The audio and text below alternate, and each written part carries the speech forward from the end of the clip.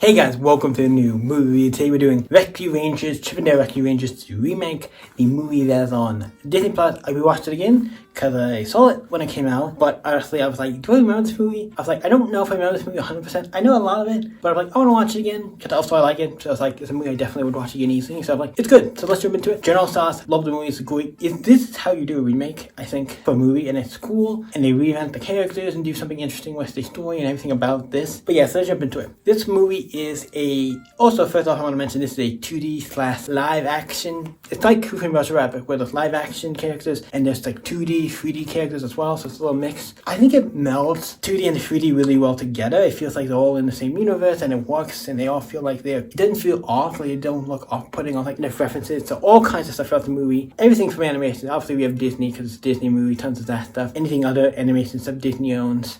We see references to obviously Paramount stuff, Netflix, I think stuff. Definitely Cartoon Network and Nickelodeon get some references and mentions, and you get some little nods to them as well. All kinds of stuff, other series, other things. One of the Avengers or Marvel characters from the Marvel heroes in this was interesting as a cameo. There's cameos to other characters. We're gonna maybe get into that later, but let's jump into this. We might not get into that because that might be spoiler thing, but we'll see. The movie about Chip 'n Dale. They used to be. It starts off with them in school. I don't know if it's high school or middle school. I think it's middle school. And then Chip meets Dale, and they do this whole thing where how they meet and stuff. And then how they get together and how they eventually get a show called Chip 'n Dale Rescue Rangers, and that was a show. Like Chip 'n Dale Rescue Rangers. To us, it was an actual show, and they're like treating it as, hey, that show came out there, but it wasn't like actually animated. Because all what it's like to us, it's like it's an anime show that people animated and stuff. It's weird to think about because they're cartoon characters and they're performing in that counts live action? Like, live action stuff is weird, because, like, in that universe, wouldn't everything be live action, since they're actual characters? They're actually real life actual characters, so wouldn't everything be live action? I just thought about that. That's kind of interesting.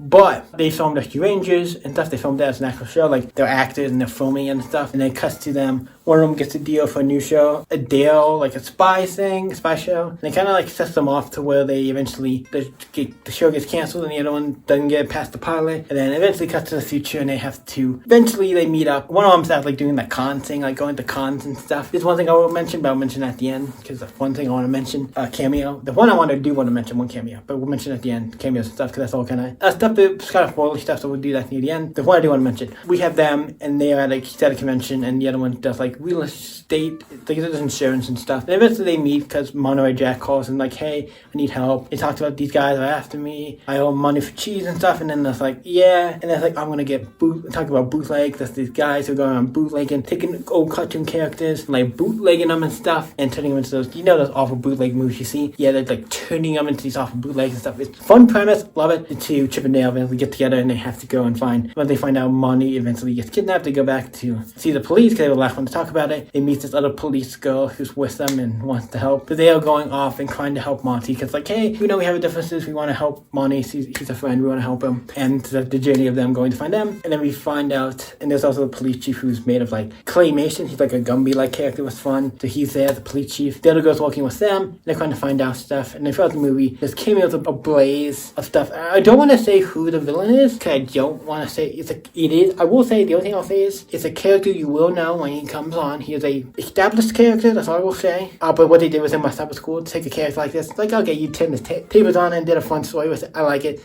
So yeah, so now we jump into them going to save the day, and them going to try to save their friend, and we do see the other members of Chip 'n Dale near at the end. Gadget and the other one, the fly one, are coming at the end. Not really a spoiler, but in the beginning of it, so not really a spoiler of them being in the movie, but yeah, fun movie. Go on the adventures, lots of cameos, references. There's even like little signs in the background, all kinds of little things. If you miss, you could pause it as free, especially when in like the convention scene. There's so many references, and people just dressed up in costumes and all kinds of stuff. It's great. I love it. So at the end, they stop the bad guy, stop the ring, get Monty back and everything. And Chip 'n Dale make up because they were kind of having a fight, and they make up and stuff, and it's great. It's a fun movie. Love it. Also, at the end, this is not really a spoiler, but at the end, they do a thing where the end credits, the first end credits, which shows like what's kind of going on afterwards. And then it's like as the original song, Chip 'n Dale Rescue Rangers, the original song, sung by Post Malone, like did a modern version of it. It actually sounds really good. Hey, like it. Makes fun of a lot of things. The trope and stuff is fun. The movie's great. And also they have a thing after the first set of credits, like the first set of edited credits. There's a small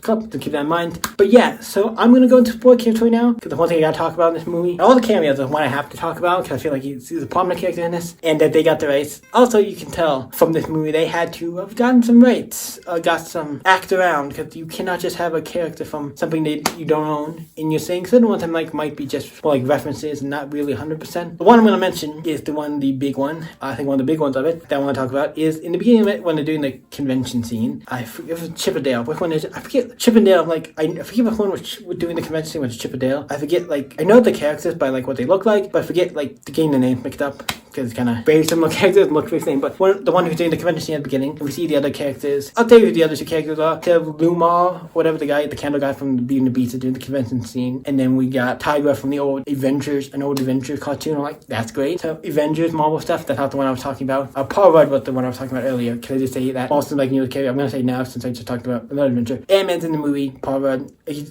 playing himself, just Paul Rudd. But yeah, he's in it for a quick cameo. And then the one I'm talking about, Tigra from an old Avengers show from the 90s. I think it's late 90s, early 2000s. Was cool. I like to do more. And then the other one, the one I'm like, oh shit, when I first saw like Ugly Sonic. If you don't know what Ugly Sonic is, let's jump into it quickly. Ugly Sonic is obviously if you saw the Sonic movie, the one, it's great. It's Sonic 1, great. Sonic 2, great. But the first Sonic movie, when they released the first trailer, the way Sonic looked in that was ugly. Like he didn't look good. I'm just saying, he did not look good. And then they reanimated him and he looked really good. He looked perfect and looked great and the movie was great. The first trailer was bad. Like it was bad. Everybody in the one was like, that's bad. Don't do that. Don't do that. We are gonna hate your movie. I mean, people will still probably go see it because it's Ugly Sonic and we'd probably still go see it. But the movie's bad. But he's in the movie Ugly Sonic. I'm like, okay, even though he is Ugly Sonic, he's still Sonic at the end of the day, so he still had to get probably rights from, I believe, Paramount owns him. So the thing I think is interesting, they had to obviously ask other studios to use these characters and do all this stuff. I'm like, that's with how many different characters have done for different things. I'm like, this is interesting to make this all work and to get this all, getting all these different companies to use the characters for digital camera stuff. It's insane, and I'm surprised they got this to all work. And even though